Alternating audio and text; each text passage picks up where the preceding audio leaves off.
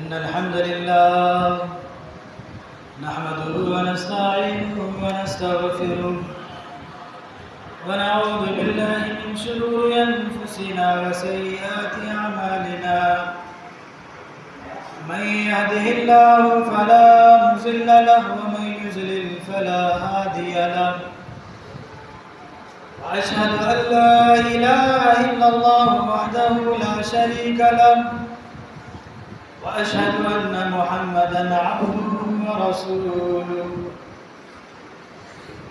أما بعد فإن أصدق الحديث كتاب الله وأحسن الهدي هدي محمد صلى الله عليه وسلم وشر الأمور محدثاتها وكل محدثة بدعة وكل بدعة ضلالة وكل ضلالة في النار. أعوذ بالله السميع العليم من الشيطان الرجيم من همزه ونفخه ونفسه. بسم الله الرحمن الرحيم. والذين هم للزكاة فاعلون. وقال النبي صلى الله عليه وسلم: بني الإسلام على 5: شهادة أن لا إله إلا الله وأن محمدا رسول الله وإقام الصلاة وإيتاء الزكاة وصوم رمضان وحج البيت من استطاع إليه سبيلا. رب اشرح لي صدري ويسر لي أمري واحلل عقدة من لساني يفقهوا قولي. اللهم صل على محمد وعلى آل محمد كما صليت على إبراهيم وعلى آل إبراهيم إنك حميد مجيد. اللهم بارك على محمد وعلى آل محمد كما باركت على إبراهيم وعلى آل إبراهيم إنك حميد مجيد. محترم و معزز سامعین کرام، بزرگان دین اسلام کی ماں اور بہنوں اور عزیز بچوں، آج کے خطبہ جمعہ میں ہم مختصر طور پر انشاءاللہ العزیز زکوٰۃ کے مسائل اور اس کی اہمیت کے سلسلے میں چند چیزیں آپ کے گوشے گزار کریں گے. سب سے پہلے ہم یہ جاننے کی کوشش کرتے ہیں کہ زکوٰۃ کہتے کس کو ہیں. تو یہ جان لیجئے کہ لفظ زکوٰۃ جو ہے یہ کوئی ہندی یا سنسکرت یا اردو یا ملیالم کی زبان نہیں ہے، بلکہ زکوٰۃ یہ ایک عربی لفظ ہے. زکوٰۃ یہ ایک عربی لفظ ہے جس کے معنی ہوتے ہیں بڑھوتری کے، برکت کے. زکوٰۃ کا اصل معنی کیا ہے؟ زکوٰۃ کا اصل معنی یہ ہے کہ بڑھنا اور اس میں برکت کا ہونا. اب ہم یہ دیکھنے کی کوشش کرتے ہیں کہ زکوٰۃ کو شریعت میں کس لحاظ سے دیکھا جاتا ہے، یعنی شرعی نقطۂ لحاظ سے زکوٰۃ کس کو کہتے ہیں. تو علماء کرام اس کی تعریف اس طریقے سے کرتے ہیں کہ زکوٰۃ ایک مخصوص مال کو اور ایک مخصوص حصے کو اور جو مخصوص لوگوں کو یا مخصوص جگہ پر خرچ کی جاتی ہے اس کو زکوٰۃ کہتے ہیں. یعنی یہ زکوٰۃ جو ہے ایک مخصوص مال ہے. اس کا کیا مطلب ہے؟ اس کا مطلب یہ ہوا کہ زکوٰۃ ہر چیزوں میں یا تمام چیزوں میں زکوٰۃ اللہ رب العالمین نے فرض نہیں کی ہے، بلکہ کچھ مخصوص چیزیں ہیں، کچھ مخصوص مال ہیں جن پر شریعت نے زکوٰۃ کو فرض قرار دیا ہے. اور اسی طریقے سے وہ مخصوص حصہ بھی ہوتا ہے. یعنی ہر ایک کا اپنا اپنا الگ حصہ ہے کہ جن چیزوں میں زکوٰۃ اللہ رب العالمین نے شریعت میں فرض کیا ہے ان میں بھی اللہ رب العالمین نے حصے متعین کیے ہیں کہ اس میں اتنا حصہ ہونا چاہیے، تو سونا ہے تو اس میں اتنا ہونا چاہیے، چاندی ہے تو اس میں اتنا ہونا چاہیے، یہ جانور یا مویشیاں ہیں تو اس میں اتنا ہونا چاہیے، ٹھیک ہے۔ اسی طریقے سے ایک مخصوص گروپ کو دیا جاتا ہے، ایک مخصوص لوگوں کو دیا جاتا ہے۔ ہر کوئی زکوٰۃ کا حقدار نہیں ہے کہ اس کو زکوٰۃ ملے یا اس کو زکوٰۃ دیا جائے، بلکہ چند ہی لوگ ہوا کرتے ہیں، مخصوص قسم کے لوگ، جن کو شریعت نے بیان کیا ہے کہ اگر ایسے ان کے اندر صفات پائی جائے تو وہ لوگ زکوٰۃ کے مستحق ہوں گے، یعنی ان کو زکوٰۃ دینا چاہیے۔ اس کے سلسلے میں انشاءاللہ العزیز ہم آگے بات کریں گے۔ تو پتہ کیا چلا کہ زکوٰۃ ایک ایسا مخصوص مال ہوتا ہے جس میں مخصوص حصے میں زکوٰۃ فرض ہوتی ہے اور مخصوص لوگوں کو دیا جاتا ہے۔ تو اس سے کیا ہوتا ہے، زکوٰۃ دینے سے فائدہ یہ ہوتا ہے کہ اس سے انسان کا تزکیہ نفس ہوتا ہے، اس کے خود کے جسم کے اندر یا اس کے دل کے اندر جو اس نے گناہ کیا ہوتا ہے یا جو اس سے گناہ سرزد ہو گئے ہوتے ہیں، اللہ رب العالمین اس زکوٰۃ کی وجہ سے اس کو گناہوں کو معاف کر دیتا ہے، اس کے گناہوں کو درگزر کر دیتا ہے۔ اسی طریقے سے زکوٰۃ جب کوئی ادا کرتا ہے تو رب العالمین اس زکوٰۃ کی ادائیگی کی وجہ سے اس کے مال میں بڑھوتری کرتا ہے، اس کے مال میں برکت کرتا ہے۔ تو یہ زکوٰۃ کا مفہوم ہوا۔ اب زکوٰۃ کی اہمیت کے تعلق سے یہ جان لیجئے کہ نبی کریم صلی اللہ علیہ وسلم نے زکوٰۃ کو دین اسلام کی بنیادوں میں سے رکھا ہے، یعنی زکوٰۃ یہ دین اسلام کی بنیادی ارکانوں میں سے ایک اہم رکن ہے۔ اور جو حدیث اکثر پیش کی جاتی ہے آپ کے سامنے، جس میں نبی کریم صلی اللہ علیہ وسلم نے ارشاد فرمایا کہ بنی الاسلام علی خمس، کہ اسلام کی جو بنیاد ہے یا اسلام جن ڈھانچوں پر کھڑا ہے، جن بنیادوں پر کھڑا ہے، وہ 5 ہیں۔ ان میں سے سب سے پہلی چیز کیا ہے؟ شہادت اللہ الہ الا اللہ، کہ اللہ رب العالمین کی وحدانیت کی گواہی دینا کہ اس کے علاوہ اس دنیا کے اندر کوئی بھی معبود برحق نہیں ہے، وَأَنَّ محمد رسول اللہ، اور محمد صلی اللہ علیہ وسلم اللہ کی طرف سے بھیجے ہوئے رسول ہیں اور بندے ہیں۔ اور کیا ہے؟ وہ اقام الصلاۃ، نماز کی پابندی کرنا، 5 وقتہ نماز جو اللہ نے مسلمانوں کے اوپر فرض کیا ہے اس کو پابندی کے ساتھ ادا کرنا۔ اور آگے کیا ہے؟ وَإِيتَاءِ الزَّكَاةِ، اور زکوٰۃ کو ادا کرنا۔ جب زکوٰۃ نصاب کو پہنچ جائے تو اس نصاب کے بقدر، نصاب پہنچنے کے بعد زکوٰۃ کو ادا کرنا، یہ اسلام کی بنیادوں میں سے۔ اور آگے اللہ کے نبی نے فرمایا وصوم رمضان، رمضان کے روزے رکھنا، اور اسی طریقے سے وحج البیت، خانہ کعبہ کا اس کی زیارت کرنا، حج کرنا، اگر اللہ نے وہاں تک جانے کے لیے طاقت رکھی ہے، مال و دولت سے نوازا ہے تو یہاں پہ جو بنیادی ارکان اللہ نے قرار دیا ہے وہ یہ ہے کہ وہ ایتاء الزکاۃ، کہ زکوٰۃ کا ادا کرنا یہ بھی اسلام کے اہم اراکین میں سے ہے، اہم رکن میں سے۔ اب اگر کوئی اس کو نہیں دیتا ہے یا زکوٰۃ کو ادا نہیں کرتا ہے تو گویا کہ اس نے اسلام کے ایک بہت اہم اور بڑے رکن کو اس نے ڈھا دیا ہے اور گرا دیا ہے۔ اسی طریقے سے محترم سامعین، آپ یہ یاد رکھیے کہ کل قیامت کے دن اللہ رب العالمین کے یہاں پر جب ایک تمام لوگوں کا نفسی کا عالم ہوگا، ہر ایک شخص اپنے اوپر نادم و پشیمان ہوگا، ہر ایک شخص پسینے سے شرابور ہوگا، وہاں کوئی کسی کا نہیں ہوگا، اس وقت اللہ رب العالمین کا اس کی جو عرش ہے وہ اس عرش کا سایہ وہاں پر موجود ہوگا۔ وہاں پر کوئی بھی سایہ قیامت کے دن موجود نہیں ہوگا، صرف اللہ رب العالمین کے عرش کا سایہ موجود ہوگا۔ تو اس سائے کے نیچے جن لوگوں کو جگہ نصیب ہوگی، یا یہ کہہ لیجئے کہ جنت الفردوس میں جو لوگ جنت الفردوس کے وارث ہوں گے وہ بھی وہی لوگ ہوں گے جو کہ زکوٰۃ ادا کرتے ہیں۔ اللہ رب العالمین نے ارشاد فرمایا وَالَّذِينَ هُمْ لِلزَّكَاةِ فَاعِلُونَ، کہ جنت الفردوس کے وارث کون کون لوگ ہوں گے؟ ان کی بہت ساری صفات کو اللہ رب العالمین نے سورۃ المومنون کے اندر ذکر کیا ہے کلام مجید کے اندر.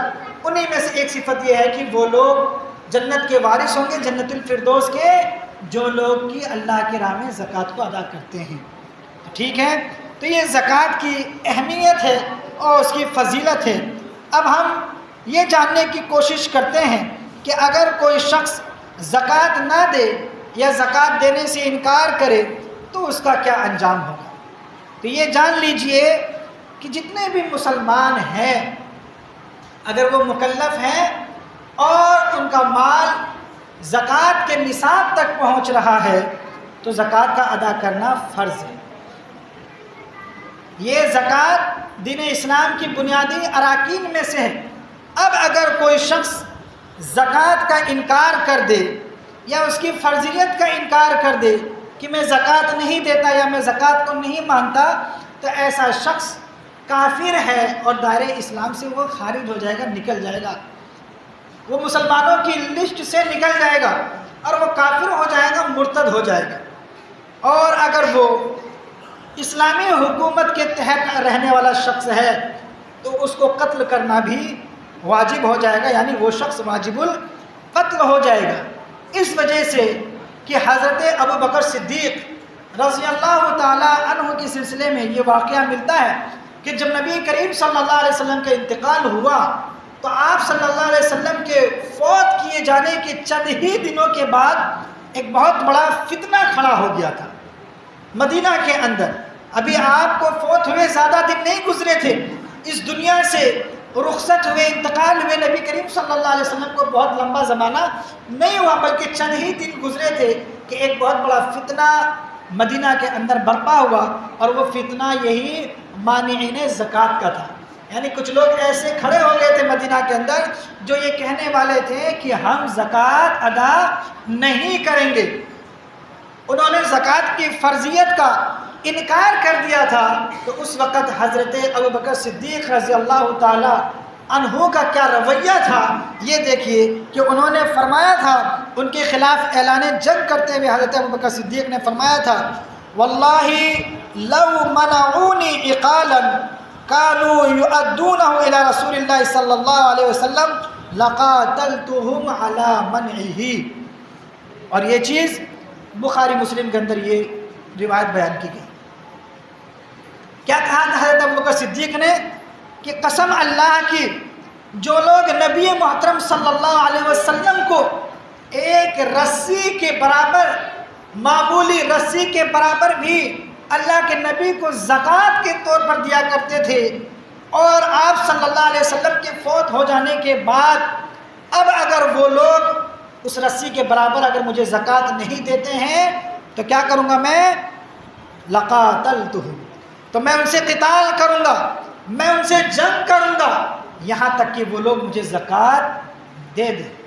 تو یہ حضرت ابو بکر صدیق نے ان کے خلاف، ان لوگوں کے خلاف جو لوگ کی زکوٰۃ دینے سے انکار کر رہے تھے یا اس کی فرضیت کا انکار کر رہے تھے، ان کے خلاف حضرت ابو بکر صدیق نے اعلان جنگ کیا تھا کہ میں ان سے جنگ کروں گا، ان سے لڑائی کروں گا. تو یہ واقعہ ملتا ہے. اسی طریقے سے جو شخص زکوٰۃ کی فرضیت کا تو قائل ہو، یہ مانتا ہو کہ نہیں زکوٰۃ تو فرض ہے لیکن ہم زکوٰۃ ادا نہیں کریں گے، زکوٰۃ وہ مانتا ہو کہ نہیں زکوٰۃ تو فرض ہے لیکن ہم زکوٰۃ ادا نہیں کریں گے، تو اس کا کیا انجام ہوگا. اس سلسلے میں قرآن و احادیث کی ایک قرآن میں سے اور ایک حدیث میں سے ایک روایت کو بیان کرتا ہوں. اللہ تبارک و تعالیٰ نے سورہ توبہ کے اندر پارہ نمبر 10 کے اندر ارشاد فرمایا کہ والذین یکنزون الذھب والفضہ، کہ جو لوگ سونے اور چاندی کو سنوار کر کے رکھتے ہیں، خزانہ کر کے رکھتے ہیں، ولا ينفقونها فی سبیل اللہ، اور اس کو اللہ کے راستے میں خرچ نہیں کرتے، فبشرهم بعذاب علیم، تو اے نبی کریم صلی اللہ علیہ وسلم آپ انہیں دردناک عذاب کی خبر دے دیجیے. کون سے عذاب کی؟ دردناک عذاب کی، تکلیف دہ عذاب کی ان کو خبر دے دیجیے. وہ عذاب کیسی ہوگی؟ آگے اللہ نے ارشاد فرمایا یوم یحمى علیہا فی نار جہنم، کہ کل قیامت کے دن جس دن ان کے خزانے کو دوزخ کے آگ میں تپایا جائے گا، اس کو گرم کیا جائے گا فی ناری جہنم، جہنم کے آگ میں، فتکوا بہا جباہہم وجنوبہم وظہورہم، اور پھر اسی خزانے سے، اسی سونے اور چاندی کو جہنم کی آگ میں تپانے کے بعد اسی کو ان کے پیشانیوں پر داغا جائے گا، ان کے پیٹھوں پر داغا جائے گا، اسی طریقے سے ان کے پہلوؤں پر، جانب جو پہلو کا حصہ ہے اس میں ان کو داغا جائے گا، یہاں تک کہ وہ چیخ اٹھیں گے، اور یہ بہت ہی دردناک عذاب ہوگا اللہ رب العالمین کی طرف سے۔ تو کہا جائے گا ھذا ما کنزتم لانفسکم، یہ وہی دولت ہے جو تم اپنے لیے بہت خزانے کو سوار کر کے رکھتے تھے، جمع کر کے رکھتے تھے، فذوقوا ما کنتم تکنزون، تو تم اپنے خزانوں کا مزہ چکھو۔ تو لہٰذا اللہ کے راہ میں جو خزانے یا سونا و چاندی نصاب کو پہنچ جائے اس کو دینا یہ ضروری ہے۔ اسی طریقے سے اس تعلق سے جو لوگ زکوٰۃ نہیں نکالتے ہیں سونا یا چاندی یا اس کے علاوہ دیگر چیزوں میں، نبی کریم صلی اللہ علیہ وسلم نے ایسے لوگوں کے تعلق سے کیا ارشاد فرمایا وہ بھی سن لیجیے۔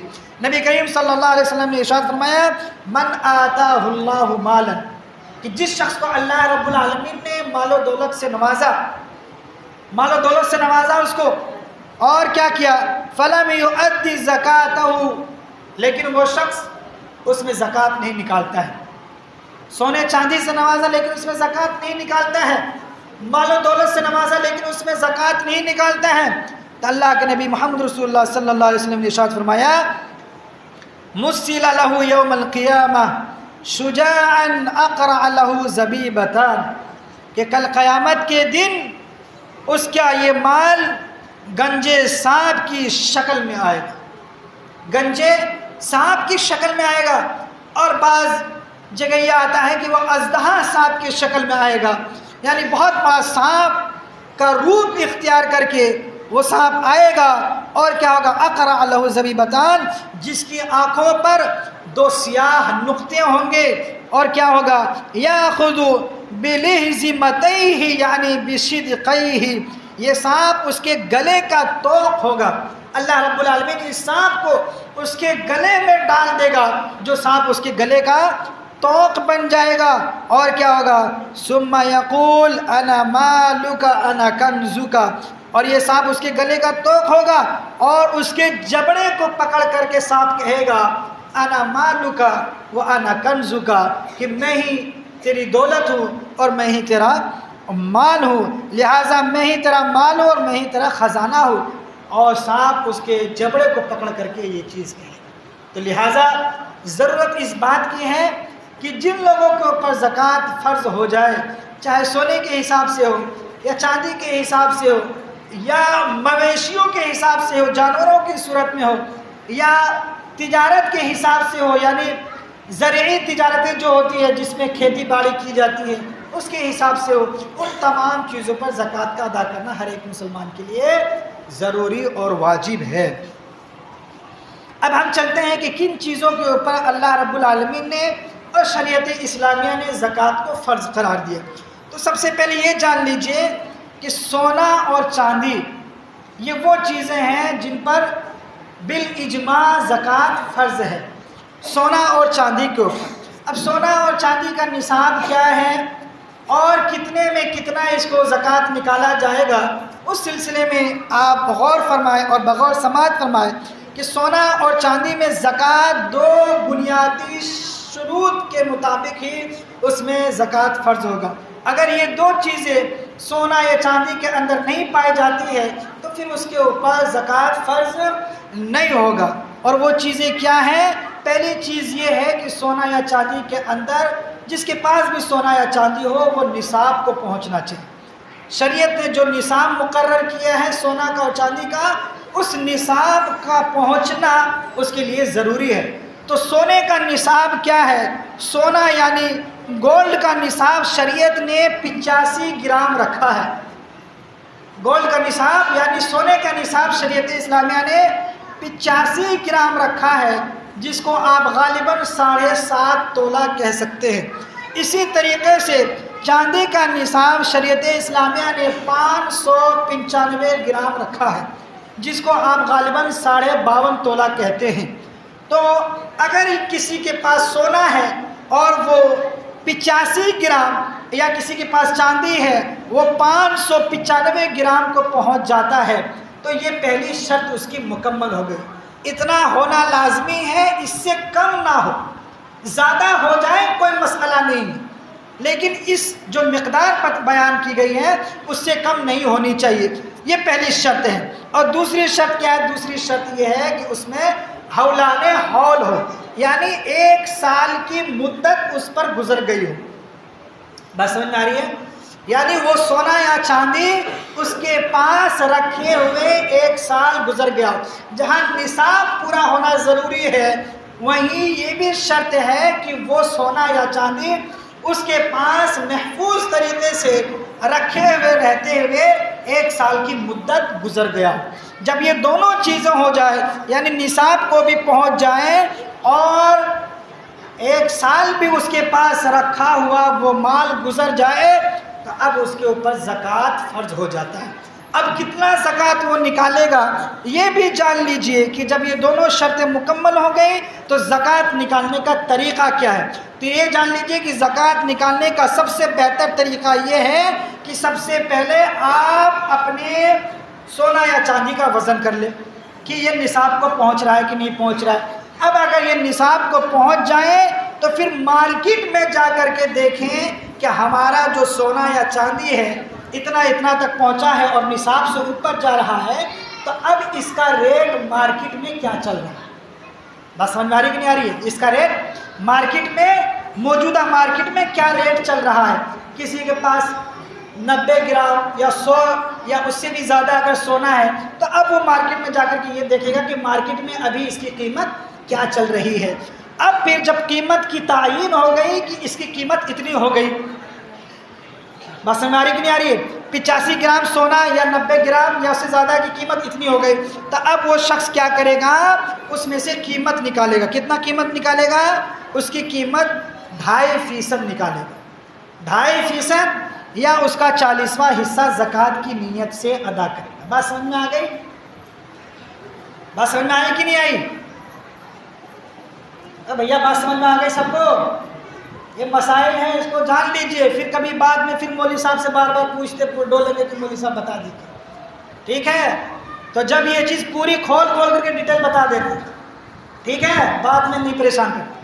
تو جب یہ دونوں شروط مکمل ہو گئے اور مکمل ہونے کے بعد آپ نے مارکیٹ میں بھی اس کی قیمت دیکھ لی، اس کی تعیین کر لیا کتنا نکل رہا ہے، اتنا اس کا قیمت بن رہا ہے، تو اس میں سے 2.5% یا 40واں حصہ آپ زکوٰۃ کی نیت سے اللہ کے راہ میں نکال دیں گے۔ یہ زکوٰۃ اور سونے اور چاندی کا زکوٰۃ نکالنے کا مسئلہ ہو گیا۔ اب دیکھیے ایک اہم مسئلہ آتا ہے کہ سونا یا چاندی، اس کی 2 ہی صورتیں ہوتی ہیں، یا تو زیورات کی شکل میں ہوتی ہے جو خواتین پہنتی ہے، یا پھر وہ ڈھیلے کی شکل میں یعنی گولڈ شکل میں ہوتی ہے جس کو آپ لوگ بسکٹ کہتے ہیں، ہے کہ نہیں، یا اس شکل میں ہوتی ہے۔ تو دونوں ہی صورتوں میں زکوٰۃ فرض ہے۔ خواتین اس سلسلے میں بہت کنجوسی کرتی ہے اور بہت پیچھے نظر آتی ہوئی دکھائی دیتی ہے کہ وہ لوگ اپنے زیورات میں سے، سونے چاندی میں سے وہ زکوٰۃ نہیں نکالتے۔ تو ان کے تعلق سے یا ان کو اللہ کے نبی محمد رسول اللہ صلی اللہ علیہ وسلم کی یہ حدیث یاد رکھنی چاہیے کہ نبی کریم صلی اللہ علیہ وسلم کے پاس ایک عورت آئی اور اس کی بیٹی تھی، تو اس کی بیٹی کے ہاتھ میں 2 کنگن تھے، اور کس کے کنگن تھے؟ وہ سونے کے 2 کنگن تھے اس کی بیٹی کے ہاتھ میں۔ نبی کریم صلی اللہ علیہ وسلم نے ان سے پوچھا کہ کیا تم اس کی زکوٰۃ نکالتی ہو؟ یعنی تمہاری بیٹی کے ہاتھ میں جو یہ سونے کے کنگن ہیں تم اس کی زکوٰۃ نکالتی ہو کہ نہیں نکالتی ہو؟ تو انہوں نے جواب دیا کہ نہیں، اے اللہ کے نبی میں اس کا زکوٰۃ نہیں نکالتی۔ تو جواب سنیے نبی کریم صلی اللہ علیہ وسلم کا۔ آپ صلی اللہ علیہ وسلم نے ارشاد فرمایا ہے، آیا سرکی، کیا تمہیں یہ بات پسند ہے کہ ان یصورک اللہ بہما یوم القیامہ سوارین من نار، کہ اللہ تبارک و تعالی کل قیامت کے دن تم کو ان 2 کنگنوں کے بدلے میں، جو کہ تم نے دنیا کے اندر سونے کے 2 کنگن اپنی بیٹی کو پہنا رکھا ہے، کل قیامت کے دن تم کو جہنم کے آگ کے 2 کنگن پہنائے۔ کیا تم یہ پسند کرتے ہو؟ تو انہوں نے کہا کہ نہیں، کوئی بھی شخص نہیں پسند کرتا کہ جہنم کے کنگن پہنے یا آگ کے کنگن اللہ رب العالمین اس کو بنا کر کے تیار کرے اور اس کو پہنائے۔ تو انہوں نے کہا کہ نہیں اللہ کے نبی ہم اس کو پسند نہیں کرتے، اور فوراً اپنے زیورات کو جو اس کی بیٹی کے ہاتھ میں تھے دونوں کنگن، اس کو اس کے ہاتھ سے نکالا اور نکال کر کے زمین پر پھینک دیا اور کہا کہ یہ اللہ اور اس کے رسول کے لیے۔ تو لہٰذا اس سے یہی پتہ چلتا ہے کہ جہاں ڈھیلے کی شکل میں سونا اور زکوٰۃ فرض ہے، وہاں زیورات کی شکل میں بھی زکوٰۃ اور سونا فرض ہے جو کہ خواتین پہنتی ہیں۔ اب اگر ان کا نصاب تک پہنچ جائے، خواتین اپنے اپنے سونے یا چاندی کو دیکھیں کہ وہ نصاب تک پہنچ رہے کہ نہیں پہنچ رہے، جس کو بیان کیا گیا ہے، اگر وہ نصاب تک پہنچ جائے اور ان کے پاس رہتے رہتے وہ 1 سال کی مدت گزر جائے، تو ان کے اوپر زکوٰۃ فرض ہے، یعنی 2.5% یا 40واں حصہ اس کا زکوٰۃ کی نیت سے وہ ادا کریں گے۔ اسی طریقے سے ایک دوسرا مسئلہ یہ بیان آتا ہے یا یہ پیش آتا ہے کہ بہت سارے لوگ ایسے ہیں کہ جن کے پاس سونا یا چاندی تو نہیں ہوتا، لیکن مال و دولت یعنی روپیہ پیسہ جو ہمارے ہندوستان میں روپیہ چلتا ہے اتنا ضرور ہوتا ہے کہ وہ زکوٰۃ تک پہنچ جائے۔ باہر دیش میں ریال چلتا ہے کہ نہیں، اور ڈالر وغیرہ چلتے ہیں، لیکن ہندوستان میں ہمارا روپیہ چلتا ہے، 1 روپیہ 2 روپیہ 5 روپیہ 100 روپیہ۔ تو اگر کسی کے پاس اتنے روپیے ہیں کہ وہ چاندی کے نصاب کی قیمت کے برابر پہنچ جائے، اگر کسی کے پاس اتنے روپیے ہیں کہ وہ چاندی کے نصاب کی قیمت کے برابر پہنچ جائے، تو اور اس میں سال بھی گزر گیا ہو، 1 سال کی مدت بھی گزر گئی ہو، تو پھر اس میں زکوٰۃ کا نکالنا اس کے لیے فرض ہو جاتا ہے۔ بس سمجھ میں آ گئی؟ سونا چاندی نہیں ہے لیکن اس کے پاس روپیہ اتنا ہے، پیسہ اتنا ہے کہ وہ چاندی کے نصاب کے برابر پہنچ جا رہا ہے، یعنی 595 گرام چاندی کے نصاب کے برابر پہنچ جا رہا ہے، اور 1 سال کی مدت بھی گزر جا رہی ہے اس کے پاس رکھے ہوئے اتنے مال، تو پھر اس کے لیے ضروری ہے کہ اس میں وہ 2.5% یا 40واں حصہ زکوٰۃ کی نیت سے اللہ کی راہ میں نکالے۔ تو یہ بہت اہم مسئلہ تھا جس کا جاننا ہم سب کے لیے ضروری تھا۔ اسی طریقے سے ایک اہم مسئلہ یہ بھی جان لیجئے کہ زکوٰۃ جو فرض ہوتا ہے وہ خالص سونے اور چاندی پر فرض ہوتا ہے۔ بات سمجھ آ رہی ہے؟ خالص یعنی پیور سونا ہونا چاہیے، پیور گولڈ ہونا چاہیے اور سلور ہونا چاہیے۔ اب اگر اس میں کوئی ملاوٹ آ جاتی ہے تو ملاوٹ کا شمار نہیں کیا جائے گا، اصل جو سونا ہے جو اصل ہے اسی کی قیمت لگائی جائے گی اور اسی کا وزن کیا جائے گا۔ اگر وہ نصاب تک پہنچ رہا ہے تو ٹھیک ہے، ورنہ اس میں زکوٰۃ فرض نہیں ہوگا۔ اسی طریقے سے تجارتی سامان کا مسئلہ آتا ہے کہ تجارتی سامان جتنے بھی ہیں ان تمام پر شریعت نے زکوٰۃ کو فرض قرار دیا ہے، اور تجارتی سامان کے علاوہ جو ایسے سامان ہیں جس کو انسان نے اپنے لیے خریدے ہو، جیسے گھر ہو گیا، انسان اپنے رہنے کے لیے خریدتا ہے، یا گاڑی ہو گئی وہ اپنے لیے خرید رہا ہے اپنی سواری کے لیے، بس میں نہیں آ رہی ہے، تو اس میں زکوٰۃ فرض نہیں۔ لیکن وہی چیز اگر اس نے گاڑی خریدی لیکن تجارت کی غرض سے اس نے خریدا، بزنس کرنے کی غرض سے اس نے گاڑی خریدی، یا گھر کا کاروبار وہ کس نیت سے کر رہا ہے؟ بزنس کی نیت سے کر رہا ہے، تجارت کی نیت سے کر رہا ہے، تو پھر اس پہ اس کا زکوٰۃ دینا واجب ہو جائے گا۔ اسی طریقے سے حیوانات کا مسئلہ آتا ہے، جانوروں کا مسئلہ۔ تو جانوروں کے سلسلے میں دیکھیے کہ شریعت نے جانوروں پر بھی زکوٰۃ فرض کیا ہے، لیکن ہر جانور پر زکوٰۃ فرض نہیں کیا ہے۔ وہ کون کون سے جانور ہیں جس کو نبی کریم صلی اللہ علیہ وسلم نے حدیث کے اندر بیان فرمایا کہ ما من رجل تکون له ابل او بقر او غنم لا يؤدي حقها الا اتي بها يوم القیامہ اعظم ما تکون، کہ جس شخص کے پاس اونٹ ہے یا گائے ہے یا اسی طریقے سے بکریاں ہو تو اللہ رب العالمین نے اس کے اوپر زکوٰۃ فرض قرار دیا۔ تو اونٹ یا گائے یا بھینس یا بکریاں وغیرہ جو ہوتی ہے اس پر شریعت نے زکوٰۃ کو فرض قرار دیا ہے۔ اسی طریقے سے زرعی پیداوار جو ہوتی ہے، یعنی جس کو کھیتی باڑی آپ لوگ کہتے ہیں یا کھیتی باڑی جو کرتے ہیں، اس میں بھی اللہ رب العالمین نے زکوٰۃ کو فرض قرار دیا۔ اب یہ چیز ایک چیز سن لیجئے کہ جو پچھلی چیز بیان کی گئی ہے یعنی حیوانات کے سلسلے میں، اس سلسلے میں یہ جان لیجئے کہ اگر کسی کے پاس اونٹ یا گائے یا بھینس یا بھیڑ بکریاں ہیں تو اس میں زکوٰۃ فرض ہے۔ اب کتنے میں کتنا زکوٰۃ فرض ہے اس کی 4 شرطیں ہیں جانوروں کے سلسلے میں۔ ایک تو یہ ہے کہ وہ نصاب کو پہنچ جائے، اور دوسرا یہ ہے کہ نصاب کیا ہے، اونٹ کا نصاب کم سے کم 5 ہے۔ اگر کسی کے پاس 5 اونٹ ہے تو اس میں پھر اس کا زکوٰۃ شروع ہو جاتا ہے۔ اسی طریقے سے کسی کے پاس گائے یا بھینس 30 ہے تو پھر وہاں سے اس کا نصاب شروع ہو جاتا ہے۔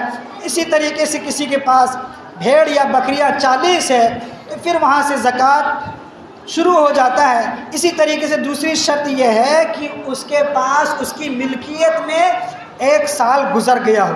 اسی طریقے سے تیسری شرط یہ ہے کہ وہ جو جانور ہے وہ خود سے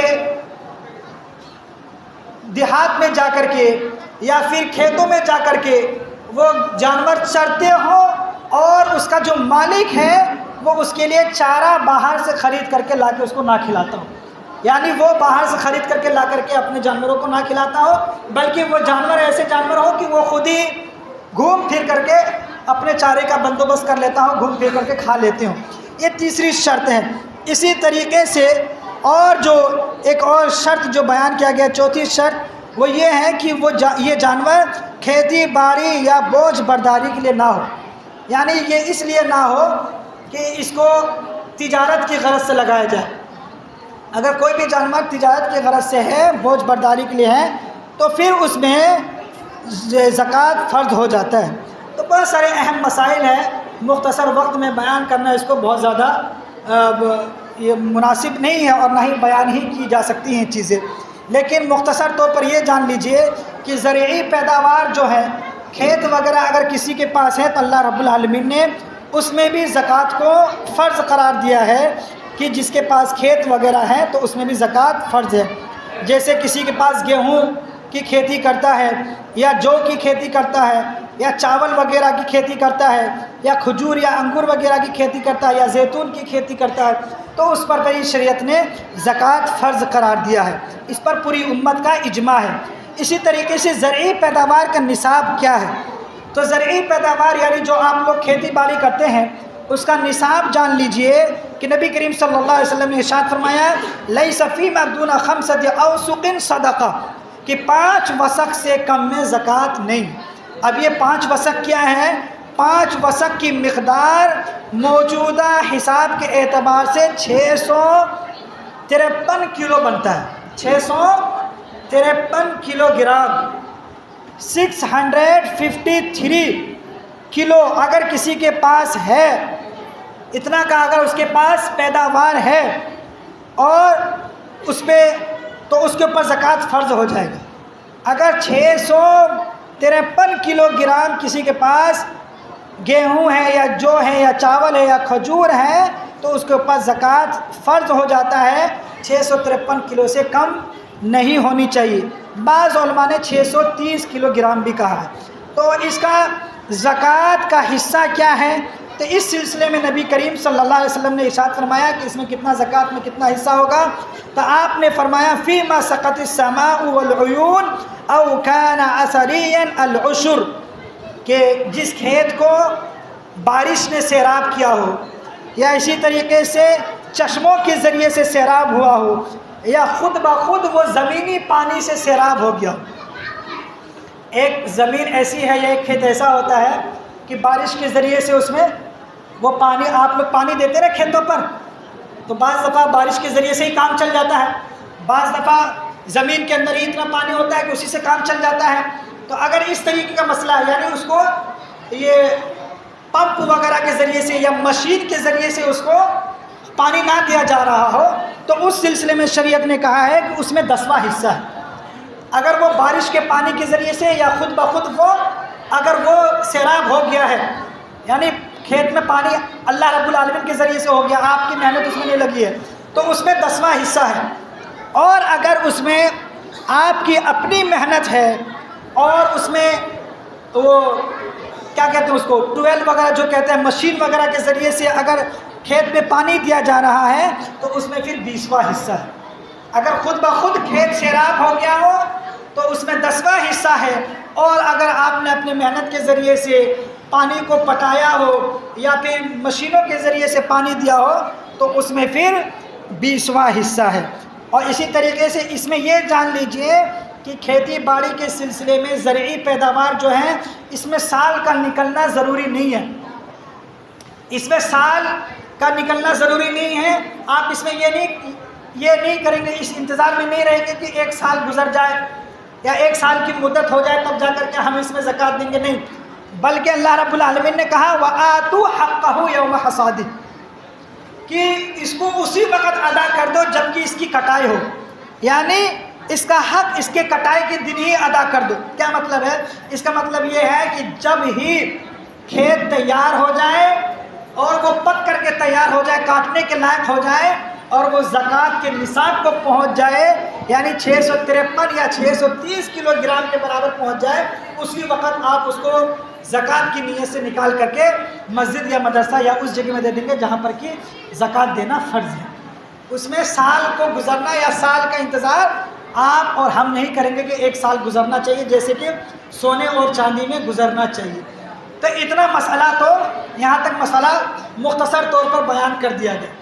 اب چند مختصر چیزیں جو بہت اہم چیز ہے، مصارف زکوٰۃ، اگر اس کو نہ بیان کیا گیا تو خطبہ پھر ادھورا رہ جائے گا، تو تھوڑی دیر کے لیے اس کو بھی سن لیجئے کہ زکوٰۃ کن لوگوں کے اوپر فرض ہے۔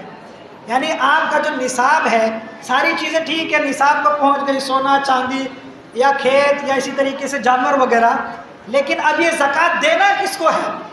کیا ہر شخص اس کا مستحق ہے یا پھر کون ہے؟ تو اس سلسلے میں اللہ رب العالمین نے کلام مجید کے اندر سورہ توبہ کے اندر اس کی طرف نشاندہی کی ہے کہ زکوٰۃ کے مستحق کون کون لوگ ہیں۔ تو یہ جان لیجئے کہ زکوٰۃ کے سلسلے میں اللہ رب العالمین نے سورہ توبہ کے اندر ارشاد فرمایا انما الصدقات للفقراء والمساکین، کہ زکوٰۃ کے اصل مستحق کون ہے؟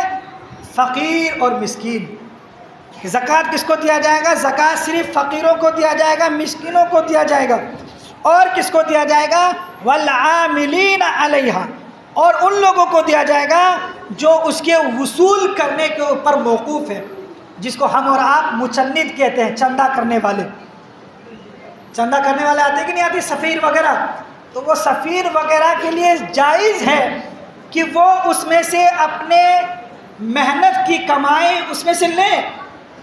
یہ جو لوگ تانا دیتے ہیں کہ مولوی یا پھر جو زکوٰۃ وصول کرتے ہیں یہ لوگ اسی میں سے کھا لیتے ہیں، یہ تانا دینا صحیح نہیں ہے، بلکہ اللہ رب العالمین نے خود کہا ہے کہ جو بھی شخص، چاہے وہ امیر ہی کیوں نہ ہو، مالدار ہی کیوں نہ ہو، اگر وہ خود منع کر دیتا ہے تو وہ الگ سا مسئلہ ہے، لیکن اگر وہ گھر گھر جا کر کے زکوٰۃ وصول کرتا ہے، مدرسے کے لیے، مسجد کے لیے، یعنی مچند ہے، وہ چندہ کر کر کے زکوٰۃ وصول کر کے پہنچا رہا ہے، تو اللہ نے کہا ہے کہ اس کے اوپر بھی زکوٰۃ کا ایک حصہ اس کے لیے بھی ہے، ٹھیک ہے؟ تو اسی وجہ سے کسی کو ادھر ادھر کی باتیں یا اس طرح کی چیزیں نہیں کہنی چاہیے۔ اور اسی طریقے سے آگے اللہ نے کہا والمؤلفۃ قلوبہم، اور ان لوگوں کے لیے جن کی تالیف قلب مقصود ہو، ٹھیک ہے؟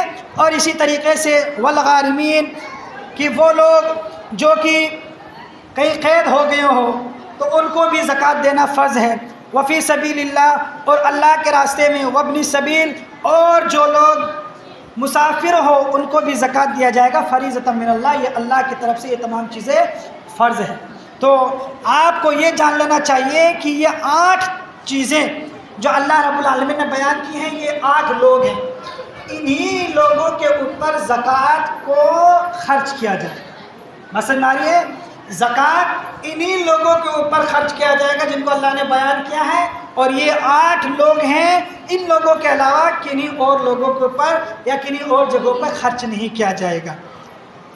لیکن یہ ضروری نہیں ہے کہ 8 جو بیان کیا گیا ان میں سے سب کو تھوڑا تھوڑا دیا جائے، بلکہ ایک شخص اگر مستحق زکوٰۃ ہے تو ایک ہی کو دے دینا کافی ہو جائے گا، 8 کو دینا ضروری نہیں ہے۔ اگر 8 کو دے دے تھوڑا تو بھی کوئی مسئلہ نہیں ہے، اور ایک کو ہی اگر دے دے پورا تو بھی کوئی مسئلہ نہیں ہے۔ تو اللہ نے فقیر اور مسکین جو بیان کیا ہے کہ فقیر اور مسکین کو دو، تو فقیر اور مسکین کس کو کہتے ہیں؟ فقیر اور مسکین اس کو کہا جاتا ہے کہ جس کے پاس اتنا مال اور دولت نہ ہو کہ جس سے کہ وہ اپنے اور اپنے بیوی بچے کے اخراجات کی ذمہ داری اٹھا سکے، یعنی اس کے پاس اتنا بھی روپیہ پیسہ نہ ہو کہ جس سے کہ وہ اپنا خرچ نکال سکے یا اپنے بیوی بچے کا خرچ نکال سکے، تو اس کو مسکین کہا جاتا ہے اور فقیر کہا جاتا ہے۔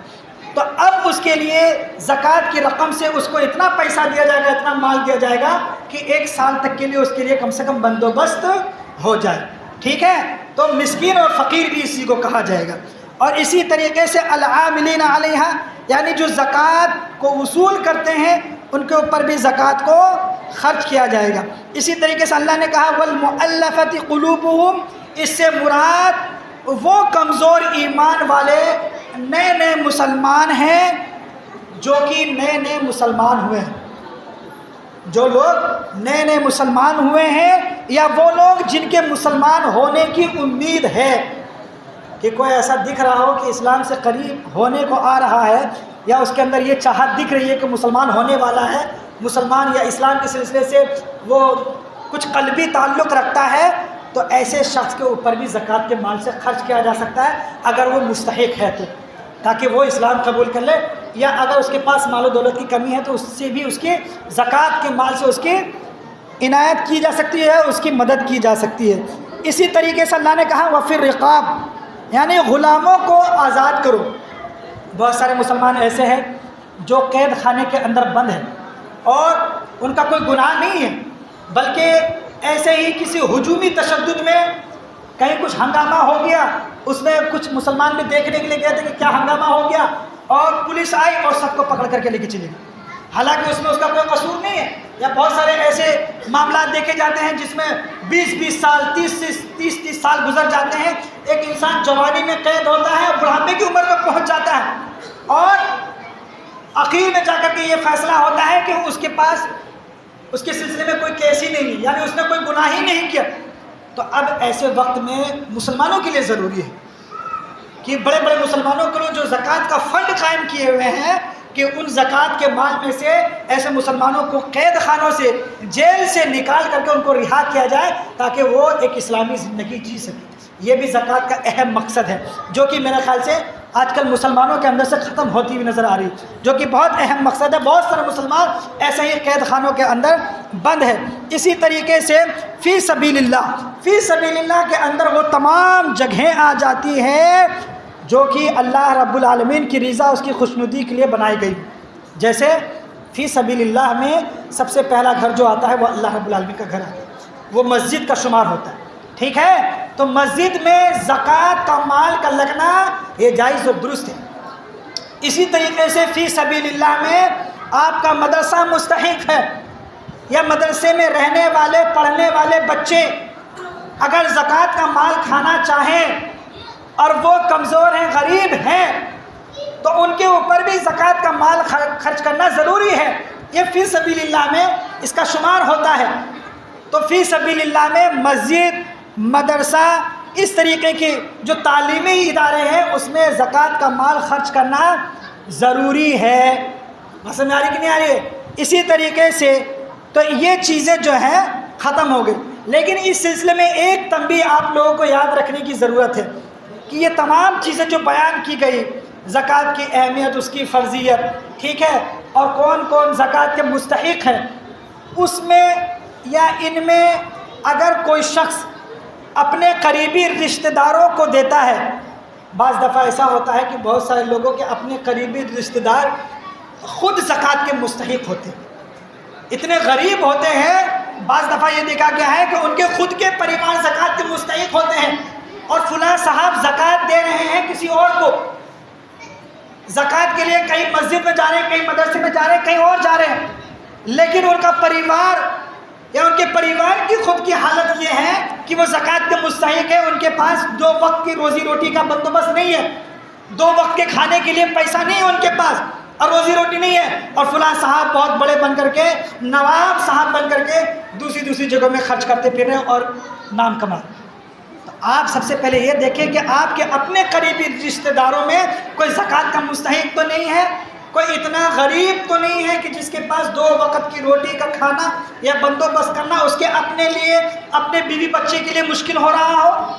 اگر ایسا کوئی آپ کے خاندان میں یا قریبی رشتہ دار میں ہے تو سب سے پہلے آپ ان پر زکوٰۃ کو خرچ کیجیے، ٹھیک ہے؟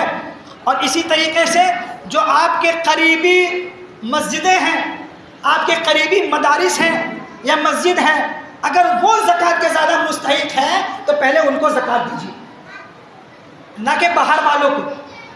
بس سمجھ میں آ رہی کہ نہیں آ رہی ہے؟ اس سلسلے میں حدیث بھی ہے، کہ اپنا میاں اپنی تھالی تو کھا لی، اب دوسروں کی تھالی کو بھرنے کو آپ کی فکر پڑی۔ آپ کی مسجد کی خود کی حالت تو ایسی ہے کہ جہاں پر اخراجات کی، مال و دولت کی بہت زیادہ ضرورت ہے، آپ کے مدرسے کی خود کی ایسی حالت ہے کہ جہاں پر کروڑوں روپے کی ضرورت ہے، کہ جہاں پر کچھ بندوبست ہو سکے، کچھ اچھی طریقے سے تعلیمی معیار کھڑا ہو سکے، مسجد کا اچھی طریقے سے کام ہو سکے، آپ اس میں نہ خرچ کر کے باہر کی مدارس میں خرچ کرے اور باہر کی مسجدوں میں خرچ کرے تو یہ زیادہ مناسب نہیں۔ زیادہ مناسب یہ ہے کہ پہلے آپ اپنی مسجدوں کو دیکھیں کہ آپ کی مسجد زکوٰۃ کا مستحق ہے کہ نہیں۔ اگر زکوٰۃ کا مستحق آپ کا مسجد یا مدرسہ ہے تو سب سے پہلے ضرورت اس بات کی ہے کہ آپ اپنے مسجد اور مدرسے میں، اور اگر آپ کا اپنا قریبی رشتہ دار ہے تو اس کے اوپر خرچ کریں زکوٰۃ۔ تو کیا ملے گا آپ کو دوگنا اجر ملے گا۔ کیا ملے گا؟ آپ کو دوگنا اجر ملے گا، یعنی ڈبل اجر ملے گا۔ بالمقابل اگر آپ دوسروں کو خرچ کرتے ہیں، اس کے بالمقابل اگر آپ نے اپنے لوگوں کے اوپر خرچ کیا یا اپنی مسجد میں خرچ کیا یا اپنے مدارس میں خرچ کیا تو دوسرے مدارس کی بالمقابل اپنے مسجد مدارس میں خرچ کرنے کا آپ کو شریعت 2 گنا اجر دیتی ہے، ڈبل اجر دیتی ہے۔ حدیث کیا ہے؟ حدیث سماعت فرمائیں۔ حضرت سلمان بن عامر رضی اللہ تعالیٰ عنہ اس کے راوی ہے، نبی کریم صلی اللہ علیہ وسلم نے ارشاد فرمایا، الصدقۃ علی المسکین صدقہ، کہ مسکین کو دیا جائے تو یہ صدقہ ہے۔ اگر کوئی صدقہ یا زکوٰۃ مسکین کو دیتا ہے تو یہ ایک صدقہ ہے، تو جتنا اس کو ایک صدقہ کا ثواب ملنا چاہیے یا زکوٰۃ کا ثواب ملنا چاہیے وہ اس کو ملے گا۔ لیکن آگے دیکھیں اللہ کے نبی نے فرمایا وَعَلَى ذِي الرَّحْمِ یا وَعَلَى ذِي الرَّحِمِ سِنْتَانِ، اور اگر رشتہ دار کو دیا جائے تو سنتان، تو اس کو 2 چیزوں کا اجر ملے گا۔ اگر قریبی رشتہ دار کو دیا جائے یا قریبی مسجد کو دیا جائے یا قریبی مدرسہ کو دیا جائے یا قریبی دینی درسگاہ کو دیا جائے تو اس کو ڈبل اجر ملے گا۔ کس کس چیز کا اجر ملے گا؟ صدقہ، ایک تو صدقہ کا اجر ملے گا جو کہ زکوٰۃ کا اجر ہے یا صدقہ کا اجر ہے، ایک تو اس کا اجر ملے گا، اور دوسرا کیا ملے گا؟ وصیلۃ، اور دوسرا یہ ہے کہ صلہ رحمی کا ملے گا۔ ایک مسلمان کا دوسرے مسلمان کے ساتھ صلہ رحمی کرنا، یعنی اس کے دکھ درد میں کھڑا ہونا، اس کی دکھ درد کو ختم کرنا، اس کی پریشانیوں کو کم کرنا، یہ بہت بڑا ثواب کا کام۔ تو جہاں اس کو صدقہ یا زکوٰۃ کا ثواب ملے گا وہاں اس کو اس بات کا بھی ثواب ملے گا کہ اس نے اپنے بھائی کے ساتھ صلہ رحمی کی، خیر خواہی کی، اس کے دکھ درد میں شریک ہوا اور اس کے تکلیف کو کم کرنے میں اس نے صدقہ اور زکوٰۃ کے ذریعے سے اس کے دکھ اور درد کو، تکلیف کو کم کیا۔ تو بات سمجھ میں آئی کہ نہیں آئی؟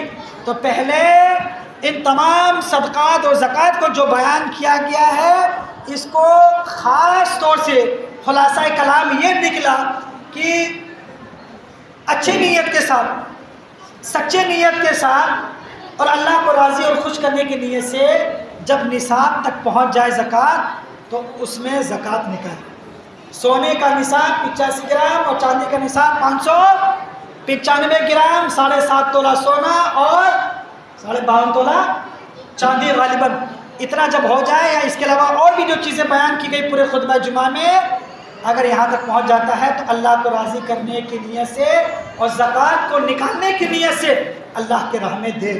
اور سب سے پہلے ان لوگوں کو دیکھیں جو کہ آپ کے قریبی رشتہ دار ہیں یا قریبی مسجد ہے یا قریبی مدرسہ یا دینی درسگاہ ہے، پہلے ان کو دیجئے تو آپ کو ڈبل اور دوگنا اجر ملے گا۔